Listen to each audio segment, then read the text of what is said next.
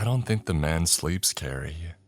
Every night I pass by his house, he's out in his garage, tinkering with something.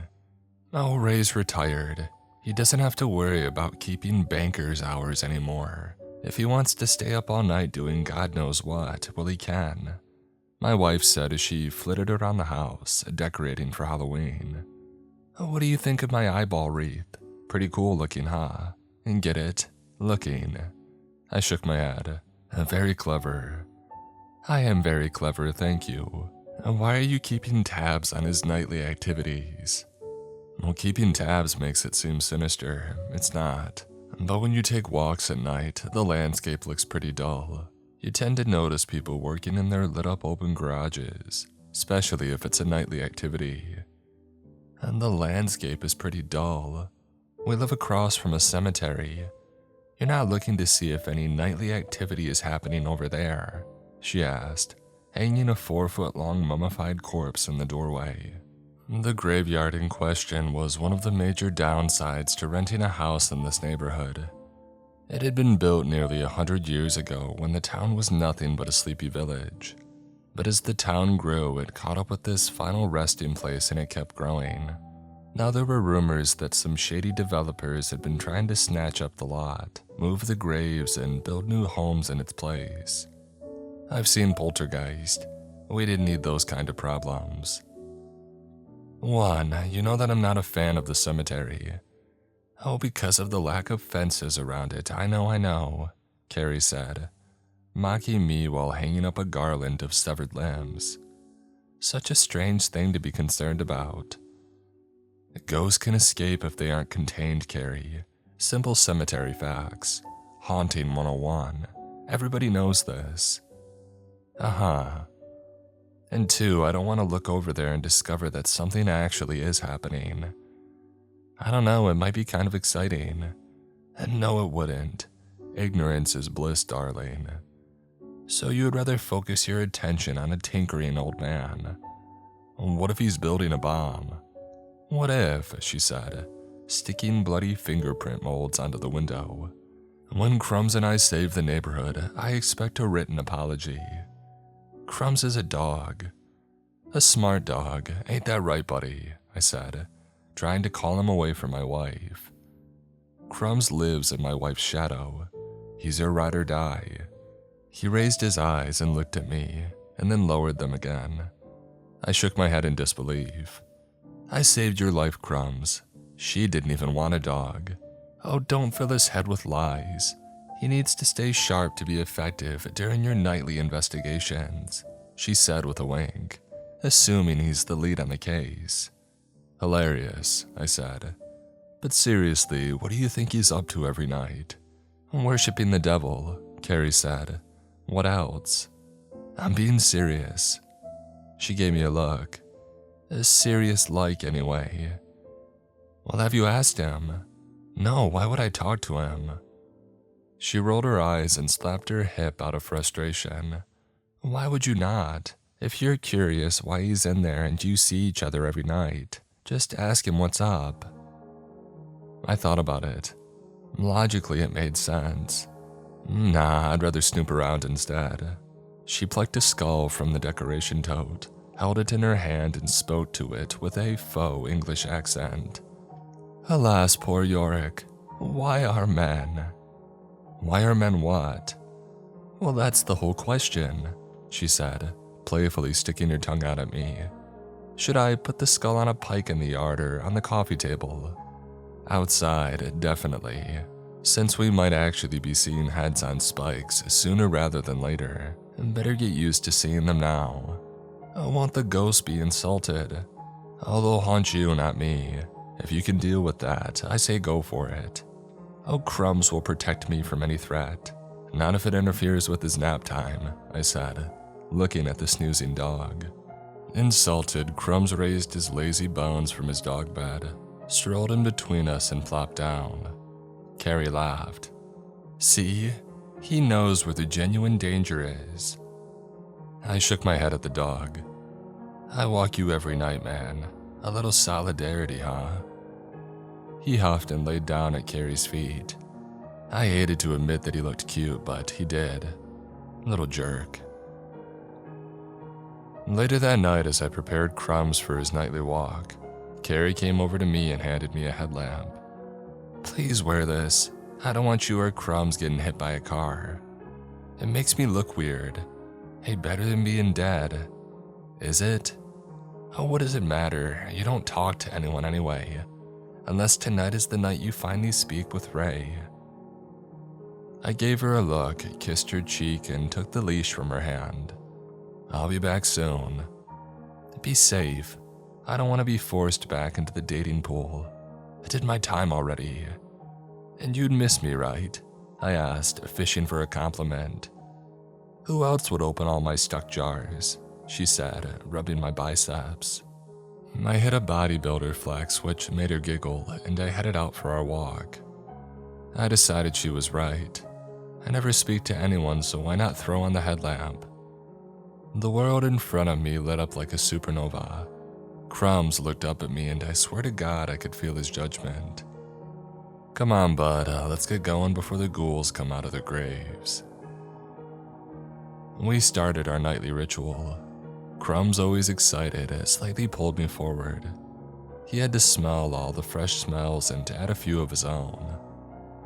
I glanced out to my left and saw the polished headstones reflecting the moonlight. I shuddered. While I hated the cemetery, I couldn't avoid it either. It was the defining feature of this neighborhood. I had heard people call this section of town Haunted Hills, which I hated for two reasons. One, the idea that it was haunted, and two, there were no hills. Undeserved alliteration was a crime against the language. Our strolls walked the boundaries of the cemetery because it was about a mile around and was not surprisingly quiet. That was enough of a nightly stroll to keep Crumbs and me in decent shape. We could have gone another route, but it would have taken me along a busier road, and sometimes Crumbs forgot how little he was and would lunge at loud cars as they rumbled past. He was trying to defend me, which I appreciated, but I didn't need the leash flying from my hand and him ending up in a spot on the road. Usually I would listen to an audiobook, but I had forgotten to charge my earbuds that night. I would have to deal with the noises of the nocturnal world. I didn't mind it too much. A change of pace every once in a while is a good thing. I spied Ray's open garage looming at the end of the street, the yellow light bleeding out into the dark. I really didn't know anything about Ray other than that he was older and worked on something in his garage every night. Beyond that, he was a total stranger. For all I knew, he could be a creature from another realm. I thought back to my grandparents. They knew everybody in their neighborhood.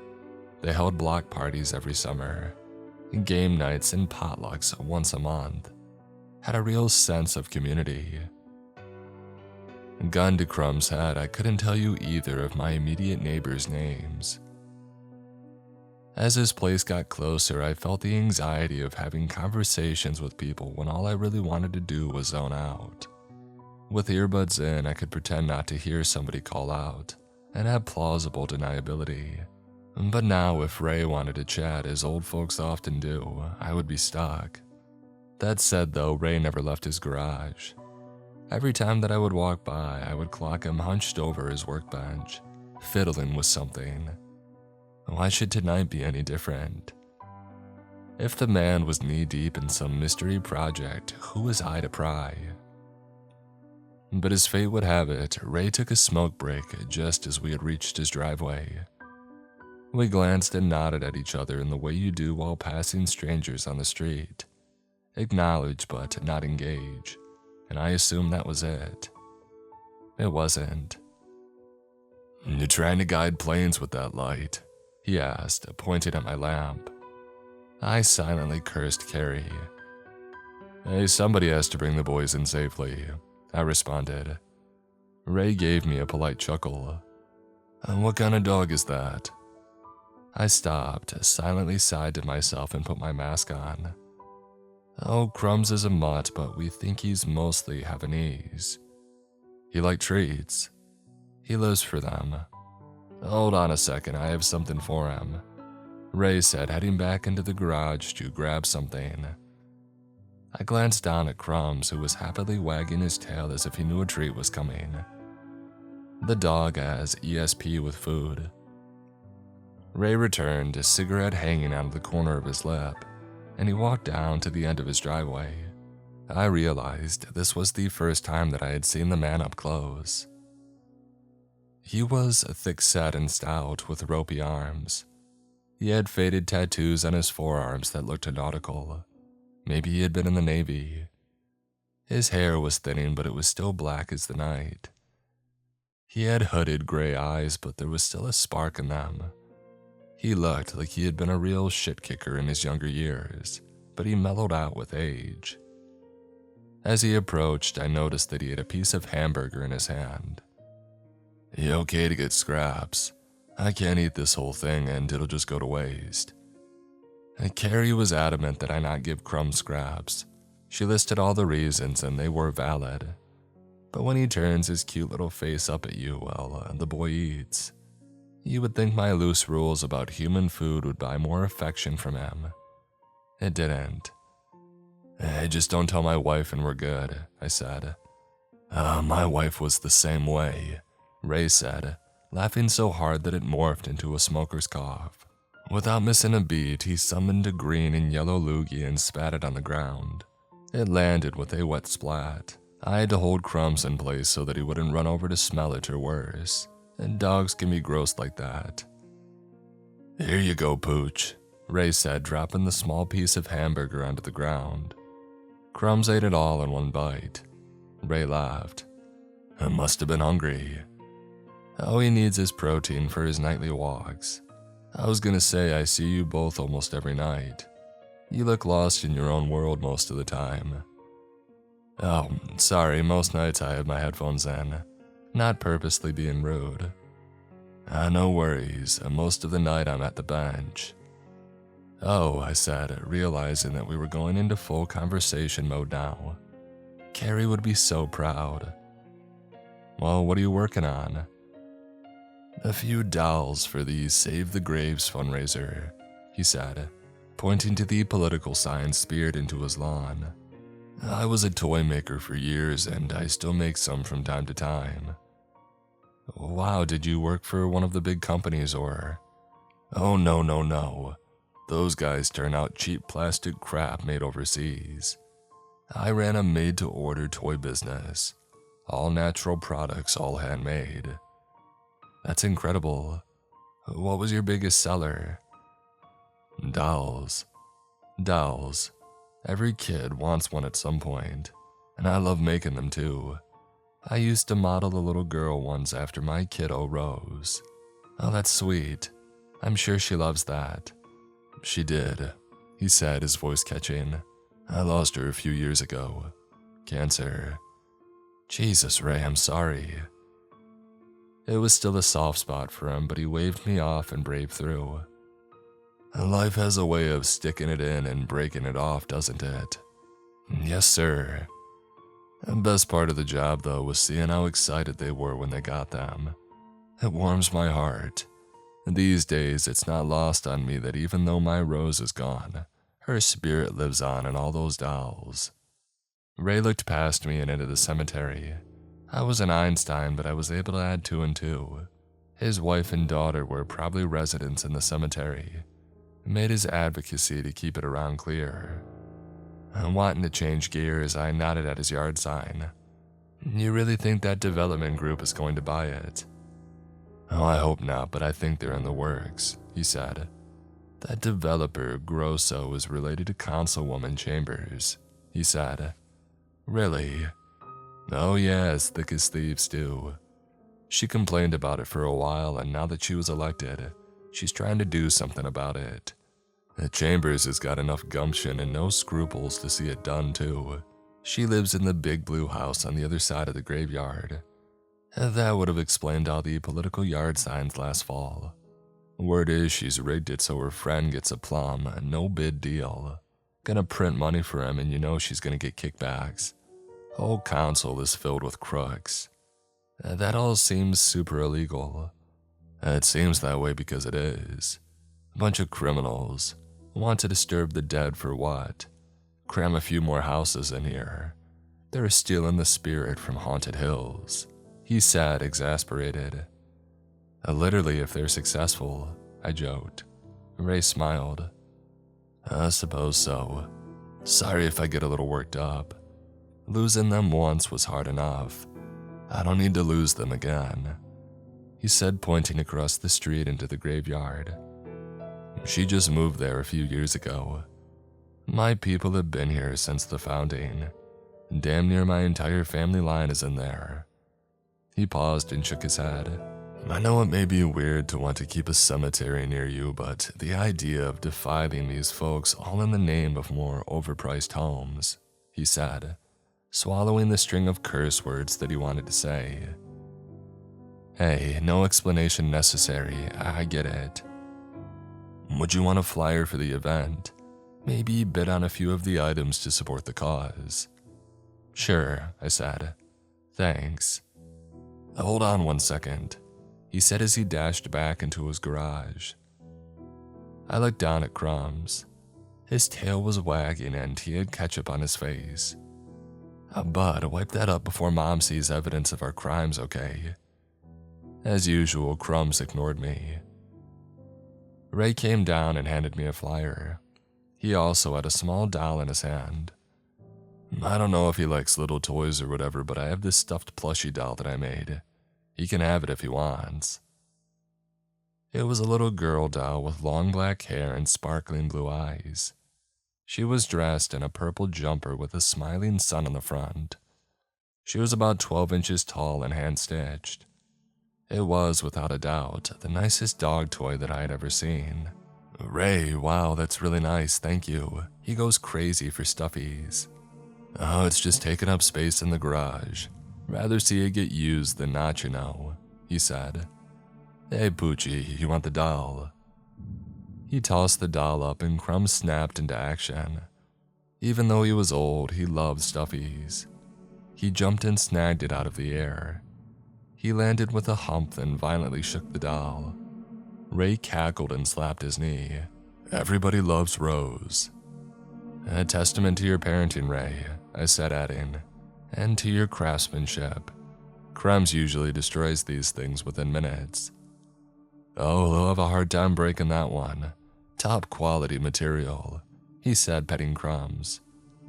Well, I should get back to work. Don't be afraid to say hi, huh? I'm always out here. Same, I said, sticking out my hand to shake. His grip was firm. Have a good one. I'll try, he said, turning to walk back to his garage. From over his shoulder, he called out, Put a bid on one of those prizes. Let's keep this neighborhood unique, huh? Will do. We continued our walk.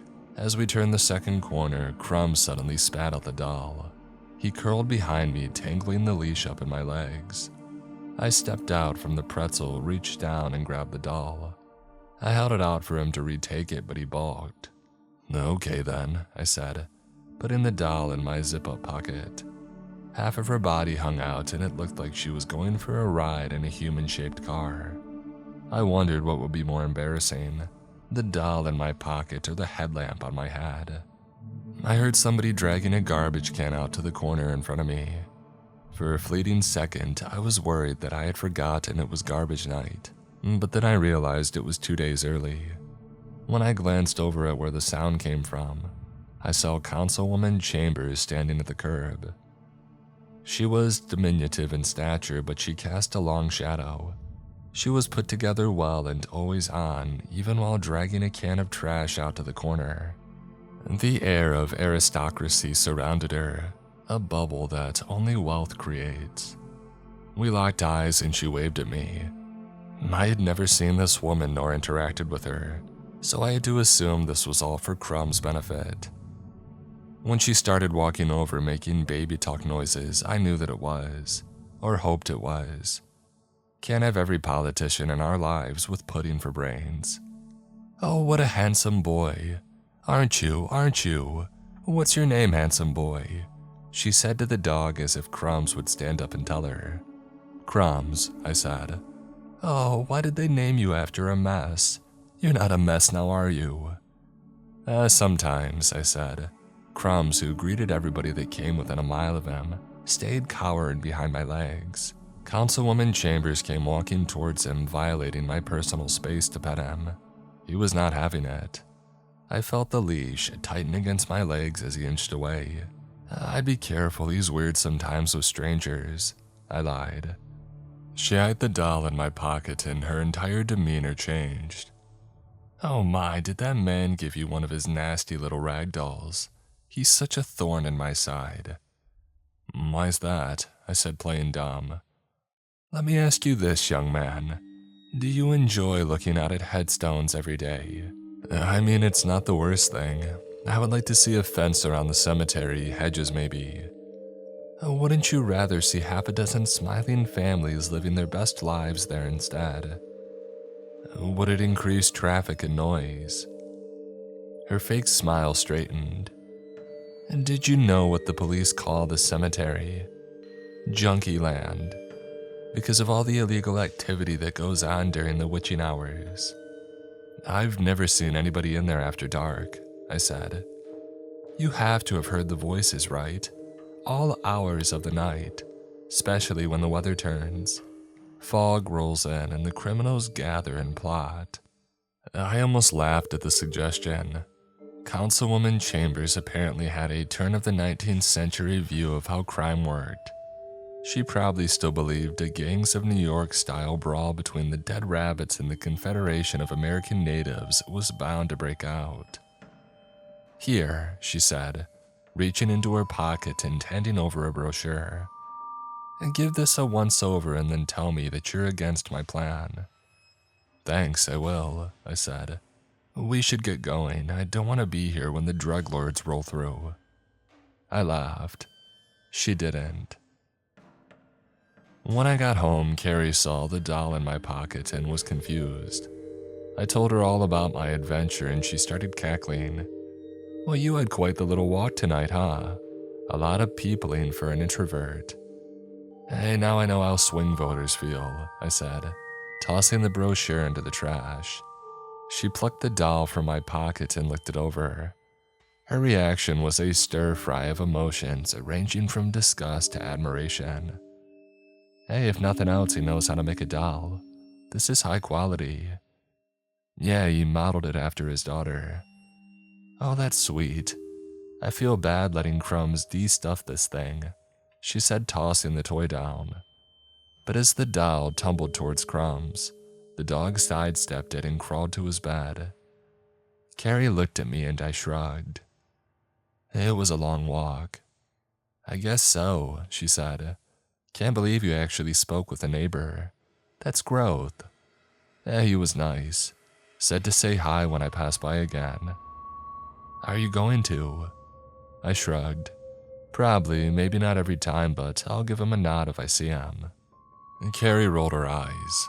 I filled her in on the whole graveyard brouhaha and handed her the flyer. She looked it over and made an impressed noise. I thought you hated the cemetery. Oh, I do, but I hate corporate greed and corruption more. The ghosts have so far stayed away from us. But if rich folks are planning to squeeze the last drop out of those headstones, there'll be a splinter under our nails forever. In this fight, I'm team dead ghouls over their living counterparts. I wonder who Ray has buried over there. Said his whole family line, but I think the sore spot is his wife and daughter. It's the impression that I got anyway. I can't imagine seeing your dead family dug up and moved because somebody bought the land. It seems wrong, right? It does, I agreed. We should bet on something and support the cause. If nothing else, maybe it'll get them to add a fence, I said reluctantly. Going from hating the cemetery to supporting it in the span of an evening felt like emotional whiplash. Oh, fences can't hold back the ghosts, Carrie said. Only a young priest and an old priest can. That's demons, and let's hope that there aren't any over there, huh? Oh, should we try to contact one? Carrie asked, her eyebrows raised. I gave her a stern look and she broke into a smile. Hey, kidding, she added. You've already guilted me into supporting a potentially haunted cemetery. Don't push your luck with demon jokes, I said, shaking my head. Life comes at you fast, huh? Don't you mean death? Carrie said, dragging out the word like she was a ghost. I laughed. I swear to God. Oh, you love me. In theory, I said. She playfully smacked my butt and gave me her mean look for all of 2 seconds before laughing. Oh, such a poker face, Carrie. Hey, I'm a lover, not a fighter, she said, wrapping her arms around my waist and pulling me close. What about you? Check, please, I said. She laughed again and we went on our merry way. At around 3 o'clock that night, Crumbs hopped up onto the bed and made his way up to my pillow. He wedged his little body between Carrie and me and the wall of pillows we slept with. Annoyed, I got up to pee. I would readjust our sleeping arrangements after. I walked out of the bedroom when something outside the front window caught my attention. There was a glow from a light across the street in the cemetery. There weren't any streetlights on our road, and nor were there any in the cemetery. At first, I thought my brain might still have been waking up. I gave myself a light slap on the face and realized that I was fully functional. That light was out there. Putting off going to the bathroom, I peeked between the curtains to get a closer look. Sure enough, there seemed to be somebody walking through the graveyard holding a camping lantern. I watched the orange flame dance in the dark and I felt a chill race up my spine. Maybe Councilwoman Chambers had been right about late-night rendezvous after all. Whoever was trapezing around the graves was holding something other than a lantern. I couldn't make out at first, but once it clicked, it made me concerned. It was a shovel. Now, there were only 2 reasons somebody would walk through a cemetery with a shovel: depositing or withdrawing. This didn't seem like a deposit. Here I thought that grave robbing had died out around the time that Jack the Ripper haunted London's dark alleys. Babe, what are you doing? Asked a sleepy Carrie. There's somebody out in the cemetery. Mourning? No, potentially stealing. What? Here, come look, I said, waving her over. Carrie yawned and slowly made her way over to the window. I held back the curtains and she looked out. After a beat, she turned to me. Is this a joke? There's nobody out there. What? It's too late for jokes. I have an early meeting. I'm going back to bed before Crumb spreads out, she said, sleepily patting my shoulder. You come too. She disappeared into the room, but I wasn't ready to let this go. I peered back out of the cemetery. I didn't see my thief. I thought maybe that they had hidden behind the large oak, but nobody ever emerged. Screw it, I mumbled and turned toward the bathroom. Sitting on the ground behind me was the doll that Ray had given Crumbs. It almost gave me a heart attack. I was worried for a fleeting moment that I might pee myself. My creep radar was already going off. I didn't need to add any more blips to the screen. The doll was leaning against the couch, its glassy dead eyes staring up at the ceiling. The smile looked sinister in the dim light. In the morning, this would just be a dog toy that Crumbs carried around like it was his work briefcase. But now it looked like it might start moving. I walked over to it and nudged it with my foot. It fell flat on its back and stayed still. I felt relief wash over me. I was still safe. I headed to the bathroom and left the doll alone. Before I left, I looked down and muttered, Hey, we're good people, doll. No haunting us, okay? I mean, it couldn't hurt, right? Holy crap, somebody was robbing graves. Carrie yelled at me as soon as I got home the next day. What? How did you find out? A scuttlebutt online. Some other night owls saw a person in there, and when they went to look this morning, they found freshly turned over dirt. Wild, huh? Kinda taking the Halloween thing a little bit too seriously. Dude, that's what you have to say? Give me 2 seconds, Carrie. I just walked in. 1, 2, she counted. Dude, grave robbers and haunted hills. When you say it like that, though, is it really surprising? That's like saying cookies are eaten by Cookie Monster. Dude, are you serious? You were right. Somebody stole stuff from graves. Take the win. The weight of it hit me. Somebody was stealing from the graves. Holy crap. Who was doing it and why? Jesus, what graves? And do they know who was involved? I did some digging, forgive the pun, and it was a bunch of random ones. Weird. I have to assume that if you steal from the dead, you would plan ahead and pick your spots carefully. Random spots seem strange. And that councilwoman you mentioned last night, she's quoted in the article about how the cemetery attracts a criminal element into all this nonsense. Curious comment as she's ramping up in opposition to the place. Right? This woman's going to make me a booster for this haunted, fenceless cemetery, isn't she?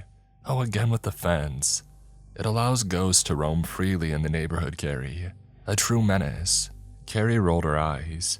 Yeah, but if Councilwoman Chambers can turn public opinion around in it and award that Grosso guy the land, she's going to make so much money. Allegedly, Carrie echoed. Isn't that messed up? I wonder how Ray is taking this. Oh, I bet he's pissed. Probably. I'm a little pissed if I'm being honest, and I hate that place. I saw Crumbs finally making his way out of the room to greet me. He looked depressed, like a suicidal Charlie Brown. I called to him. He lazily trotted over and stretched for my pets. I gave Carrie a look. What's up with him? Oh, he's been like that all day. Is he bored? Maybe he needs to destroy something. Where's that new stuff he at? He keeps hiding it. What? I said, laughing. Seriously, I found it buried under the pillows in bed this morning.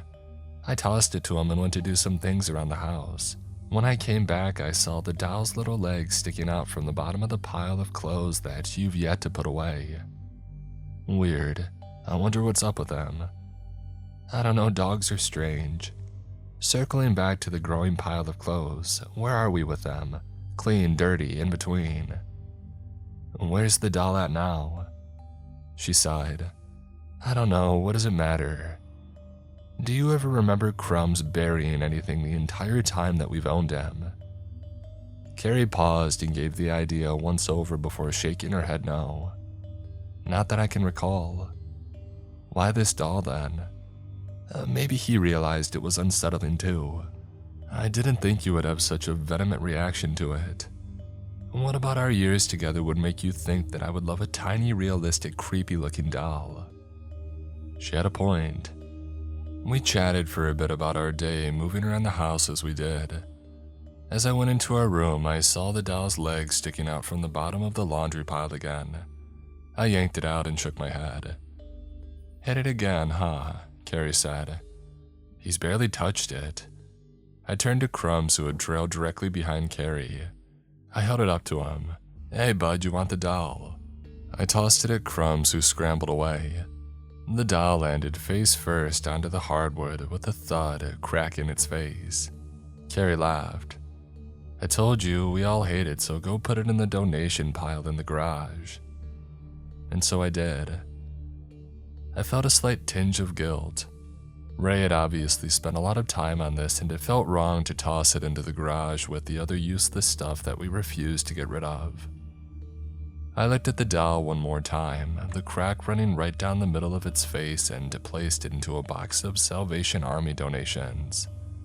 Fare thee well, Dolly, I said, turning back into the house.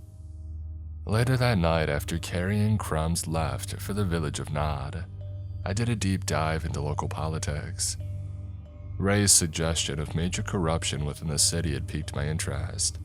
I started exploring the connections between the developer and the city council, and I was surprised at what had been reported. They weren't hiding that they had a connection, but they kept insisting that everything was legitimate and legal. There was a transparent system in place, and other companies could also bid on the project.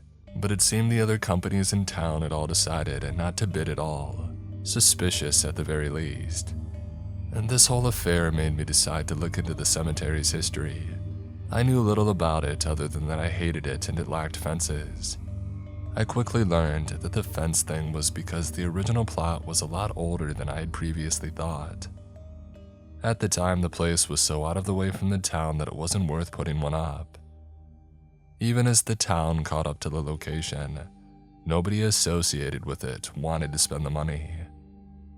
While that made sense, what struck me as odd was the place's lore. Legend says a coven of witches once had gathered where the cemetery now exists. They had been hunted down and killed by local church officials.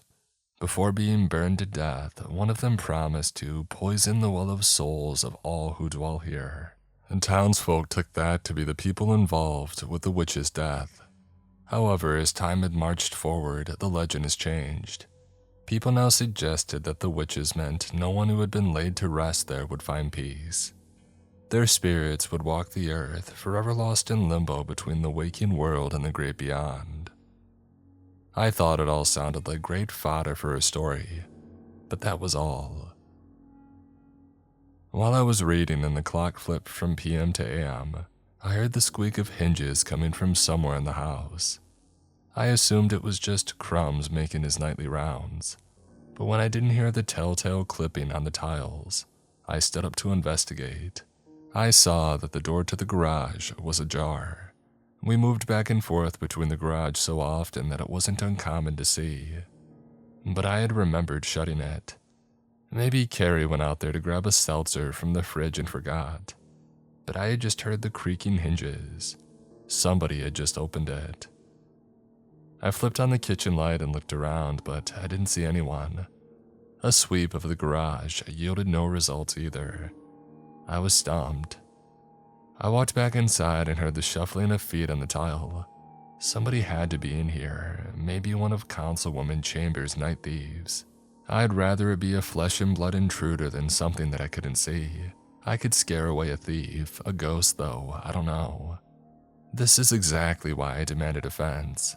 Ghost Containment 101. I rushed around our house, checking all 3 rooms, but I didn't see anyone. I swallowed hard, although my mouth was dry. My heartbeat ticked up as if God were pressing down on the gas pedal. My body shivered and I could feel a change in the air. Once again, I heard soft footsteps moving behind me. I turned and didn't see anything. The growling nearly made me pass out though. Thank God I didn't, because the growling wasn't from a hidden demon. It was from Crumbs. He had dragged his carcass up from his bed and found something that he didn't like in the shadows. I followed to where he was looking, but saw nothing. I moved to him and patted his back. What should have felt silky smooth was coarse and pointed. "What'd you see, boy?" I heard the rush of footsteps behind me, quickly followed by the creak of my front door opening. Crumbs barked and I turned to see the door slowly moving, inviting the outside world in. What the hell? I took a step outside. The night air chilled me as my bare feet touched the cold concrete of our small porch. I glanced around for anyone and didn't see a soul. I shook my head and I mumbled curses to myself. What's going on? I nearly jumped out of my skin. It was Carrie. Crumbs barking must have woken her up. She stood in the living room in her oversized shirt and old shorts with both a confused look and crease lines from her pillow on her face. I heard somebody knocking or thought that I did. I lied. I didn't want to worry her and now didn't seem like the time to explain everything. Confident that nobody was here, I felt fine to follow Carrie to bed. I locked all the doors, said a prayer to whoever was listening, and kissed her forehead. Your hair is a mess. Come to bed, huh? I am. Crumbs, you're in charge. He hopped onto our couch and lay down, but his eyes never left the front door. He wouldn't move until he was satisfied that things were safe, and this actually helped me relax. He'd be our oh crap alarm if something happened. I walked over, gave him a pat on the head. Good boy, I whispered. He wagged his tail in appreciation. Morning came and things seemed settled down. Crumbs had passed out on the couch and happily greeted us as we zombied out of the bedroom for coffee. Carrie had asked about the door again. I told her I was reading all about the cemetery and I might have freaked myself out a little bit. She said that was a dumb thing to have done, which I couldn't argue, and to avoid reading scary stuff before bed. I also decided that I would look into security systems for the house. The rest of the day went off without a hitch. That evening, Ray was waiting for us at the corner. I saw him from down the street and took my earbuds out in anticipation. I also removed my headlamp to avoid any more comments. Carrie had instructed me to get some dirt on what was going on with the cemetery. I would honor her request. "Can you believe this crap?" Ray said, tossing Crumbs a small bit of a sandwich. "They're trying to make this place look like a crime haven." "You think the developers are involved?" "Developers and that witch Chambers, thieves, crooks, liars, the lot of them," he said, his voice becoming more irritated with each name hurled at his enemies. "Sorry, it just fries my ancient butt to a crisp that these people are gonna get away with it. Pardon me, but the sailor in me comes out when my blood boils." "It's fine, don't worry about it," I joked. "I get it. You think they're gonna do something else out there?" "Oh, I guarantee it," he said. "It's why I'm setting up plans to catch them in the act." "Cameras?" Ray nodded. "A magician doesn't reveal his secrets. Just know that if it works, it'll keep them out of here forever. It'll be a dead issue for the city." He started laughing and I joined him. Not because I thought what he said was funny, but more because I really didn't know what this man was capable of, and I wanted to stay on his good side. He had been in the military and was clearly holding a grudge. How far would he go to keep the graveyard, to keep his family close? We BS'd a bit more before he suddenly acted as if he had been struck by lightning. "Oh, I forgot something. Let me go grab it," he said, jogging up toward his garage. Crumbs and I shared a look and a simple understanding passed between us. Neither of us wanted to see another doll in Ray's hands, but as he came bounding out of the garage, we both saw legs sticking out of his closed palm. "Never gonna guess what I found outside my house," he said, opening his hand. I saw the cracked face of the doll that I had left in the garage. "Must have dropped it last night after he left. I found it outside my garage this morning. I patched up the crack on the face, though." My stomach dropped. It was like the ground beneath me dissolved and I plunged into the Earth's core. I could feel the heat from the magma. Crumbs must have felt it too.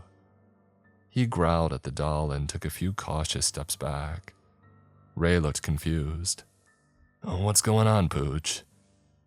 I think he might be afraid of it," I said. "He kept burying it." Ray laughed. "Oh, dogs are odd, huh? You sure you don't want it, buddy?" Crumbs growled and I translated. "I think he's good, Ray. Sorry he wasn't more receptive." "A first rule of toy making is to make what the kids or pooches will play with. I'll put her back on my shelf." "Hey, sorry again, I didn't think a dog that I've seen eat poop would have such a discerning taste." "It's okay. Every rejection is a chance to learn what works and what doesn't. I don't hold it against you or the good boy there," he said, reaching his hand down to pet Crumbs. Crumbs took a nervous step forward, sniffed his hand before giving Ray one small lick. "Hey, I think all is forgiven," I said. Good. Don't want any bad blood from good people. Or, dogs, too. You want me to monitor the cemetery during the walk? If I see someone, maybe I'll scare them away." "It's not smart to enter a fenceless cemetery without permission first. They see it as a transgression," Ray said. I kept waiting for the laugh, but it never came. However, I felt a bit vindicated about my fence stance. Nodding, I re-gripped Crumb's leash, and then I'll shout from a distance. I left not long after that. Ray had said that he needed to finish up his project before midnight. I didn't pry as to why that was, because a little voice in my brain kept saying, "You don't need to know what nefarious plans this old man is up to." I agreed with my cautious inner monologue. Score 1 for little voice. As I rounded the last corner of the cemetery, a fog had settled around us. This wasn't uncommon, but it didn't make it any less unsettling. Naturally, my thoughts drifted to the spirits and their supposed transgressions that Ray had warned about. My skin prickled as the goosebumps migrated north up my spine. I retightened my grip on the leash. Crumbs, now would be an ideal time to finally open the pod bay doors and release the escape pods, huh? Let's not stay out any longer than we have to. Crumbs caught the scent of something on the ground. He started sniffing the dirt and pulling me toward the cemetery. I stood firm. Buddy, just crap on Brady's lawn, he's a dick anyway. But Crumbs was stubborn. He kept yanking me into the street toward the grass of the cemetery. I held firm. Come on, dude, work with me here. He refused. He had caught the scent of something and he would not stop. I'll give you like 10,000 sausages if you stop. He didn't. I gave him a little more leash to help him track the scent. I didn't like standing in the middle of a foggy road at the best of times. Doing so outside a graveyard was another level altogether. Crumbs sniffed and sneezed. He pulled his head up and went stock still. His attention was laser focused on something inside the cemetery. I followed his gaze, but in the brief time that we had been standing here, the fog had thickened like it had gained the freshman 15. That's when I remembered the headlamp in my pocket. I turned it on and peered into the fog. The light met the white wall and it died on arrival. The light did nothing but invite jokes from old Navy guys. I thought about keeping it on, but when Crumb started growling, I quickly flipped it off. This time when I yanked on the leash, Crumbs relented. Whatever he had been tracking had scared him so much that his bravado had dropped. He was ready to be safely back inside our house. I gave one last cautious look into the cemetery. I expected to see nothing but the wall of clouds around me, but in the dim moonlight I saw a figure walking in the distance. Oh shit, I whispered. It was a man and he was moving from grave to grave about 100 yards from me. He had something slung over his shoulder, but unless I had Inspector Gadget eyes, I would never be able to make out what it was. I had no intention of interjecting myself into this equation any more than I already had. It was best to let the pros handle this. But since I didn't think I'd be able to find an exorcist on such short notice, the cops would have to do. Crumbs, we're going solo walk mode. I scooped him up in my arms, held him like a football, and did my best Saquon impression. While running, I couldn't help but marvel at how bad the fog had gotten in the last few minutes. While it wasn't unusual for this area to get foggy when the conditions were right, I couldn't remember a time when it was this impenetrable. Neither could Carrie, who had put her audiobook on pause and come to the window to look for me. As soon as I had walked in the door, I could see the relief on her face. She eyed the headlamp in my hands and frowned. Why aren't you wearing it?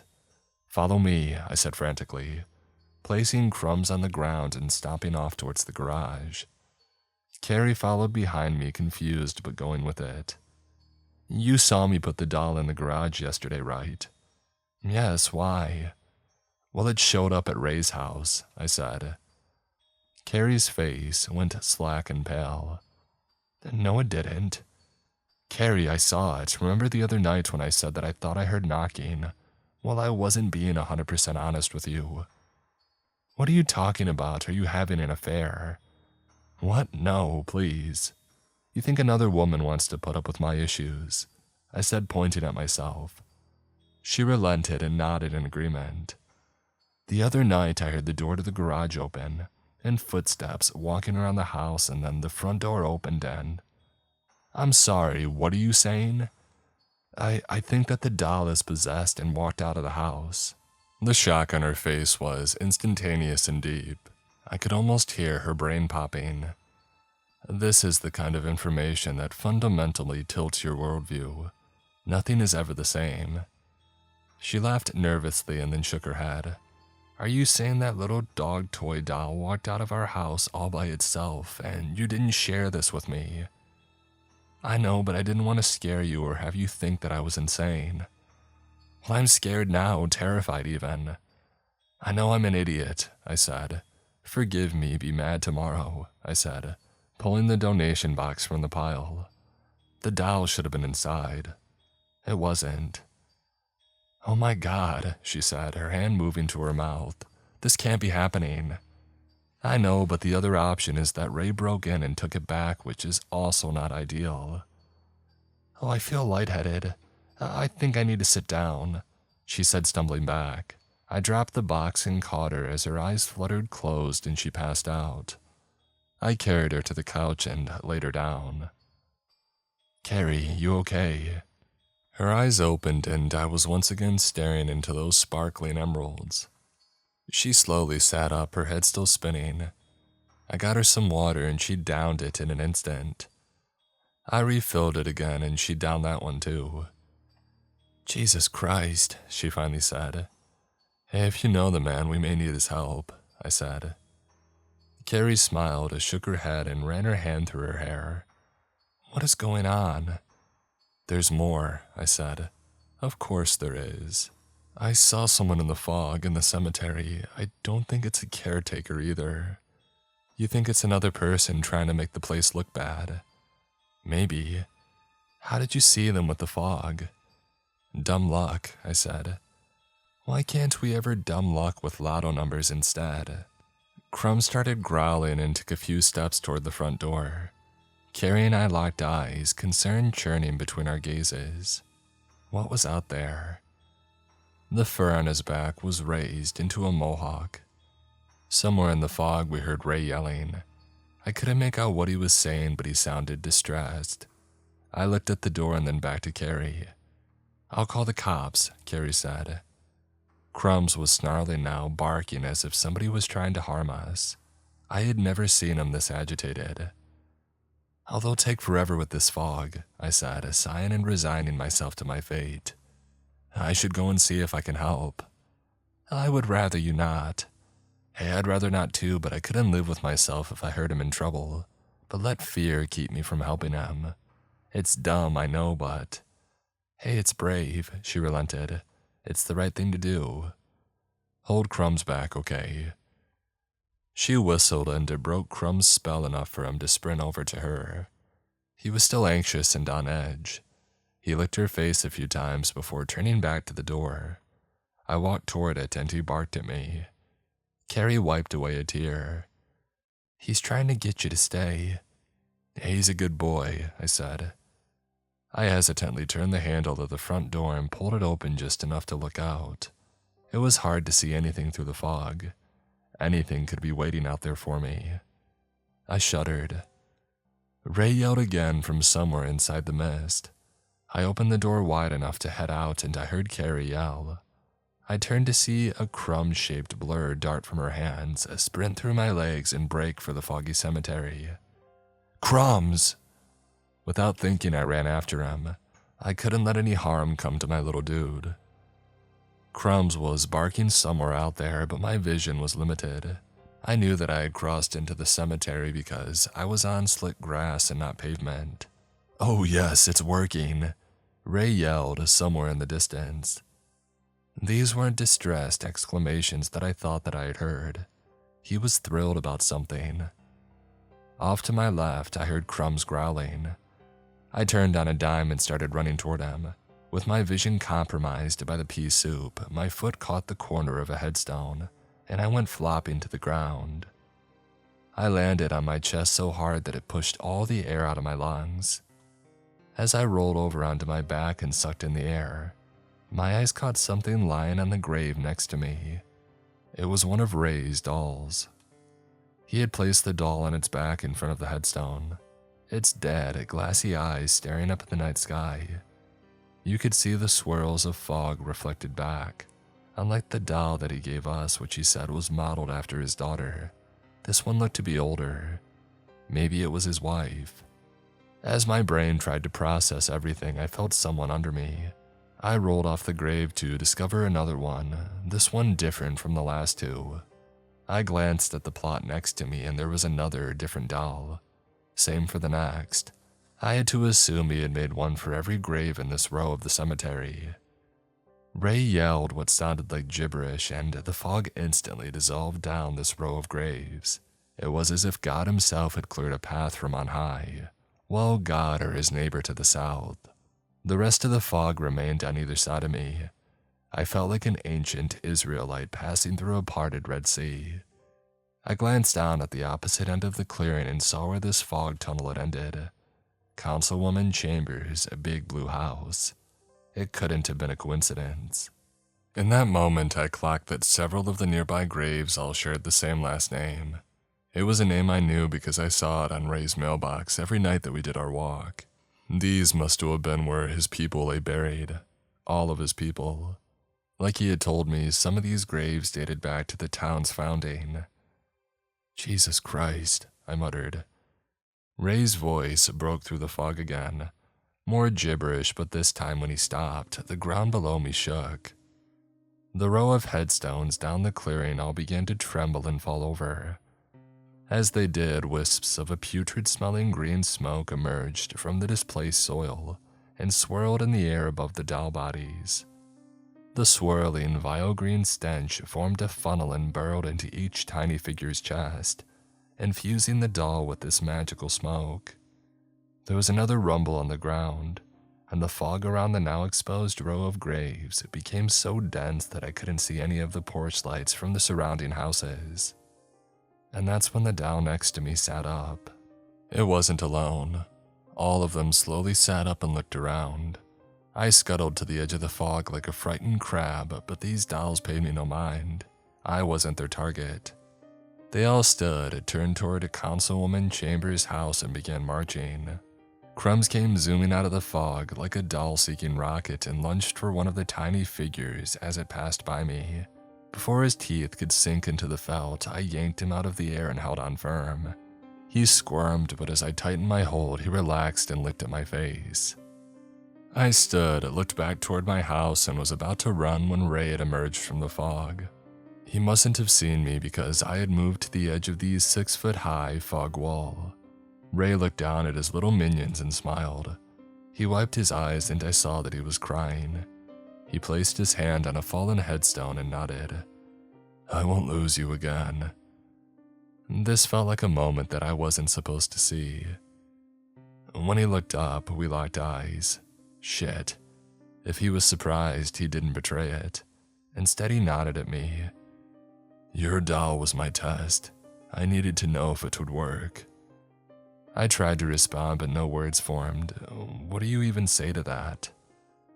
I never intended to harm you, just needed to know if it was possible. When I found that doll in my driveway, my heart was so full. It was like Rose was back with me. If it worked for her, it could work for them all. Crumbs squirmed and I struggled to hold him steady. The marching dolls were driving him wild. He felt the conflicting dog objectives of joyful play and ride-or-die protection pulling him in different directions. I whispered in his ear to relax him, but it had a limited effect. He was acting how I felt, manic. Ray nodded at us. The pooch knows. You protect your family at all costs, in this life and the next. I watched as the first few dolls crossed the street and entered Councilwoman Chambers' yard. As they set foot on her grass, their little bodies ignited into mesmerizing marching green flames. They climbed onto her porch and set it ablaze. Ray turned and watched the glow. Protect them at all costs. I turned and ran. The fog was still dense around me, but the cleared path made the trek easier. I heard Ray laugh as I burst through the wall of fog at the edge of the street. Carrie was standing on the porch, her hand over her surprised, gaping mouth. Hurry, she yelled. It was all that she could force out. Her mind was taking in several amazing things happening all around her. A horror movie fog, a green-tinged fire eating away at a distant house, her husband and dog suddenly emerging from a graveyard like something was chasing them. As bad as that was, how much more would her brain break when I told her about the dolls? Crumbs leapt from my arms and bolted right to Carrie. She scooped him up and he coated her face with nervous licks. I ran to her, grabbed her arm, and dragged her toward the open door. What's going on? She asked, her mind reeling. You don't want to know. Should we call the fire department? You might want to call those priests that you mentioned earlier. About 10 minutes later, the fog in the councilwoman's house burned away. Firemen were spraying down the last dying embers while paramedics and police spoke with a few neighbors. I could see Chambers standing near one of the "More Homes Now" signs outside her burnt husk of a house. Both she and her husband looked dazed. The only neighbors who hadn't come outside to watch the fire were us and Ray. The police initially suspected arson, but they never found conclusive evidence to support that story. I knew the truth, but I wasn't coming forward to say anything. Not only would they think that I was insane, they would probably try to pin the whole thing on me. In the weeks since, the city's desire to move the cemetery had been, for lack of a better phrase, put on the back burner. They seemed to have found other issues to focus on. Councilwoman Chambers had dedicated herself to informing her constituents about fire safety. The lady never let a crisis go to waste. I still see Ray on our nightly walks. We make small talk and he always seems to have a treat for crumbs. We've never brought up what happened that night, and if I had to bet, I would imagine we'll never discuss it. Did I have a billion questions? Well, of course I did. Every time I saw him, I had to stop myself from blurting out something about black magic or doll making, or who those people were to him. But what good would come from burrowing down on the fantastic? Some things are better left unsaid. What's the old expression? Fences make good neighbors.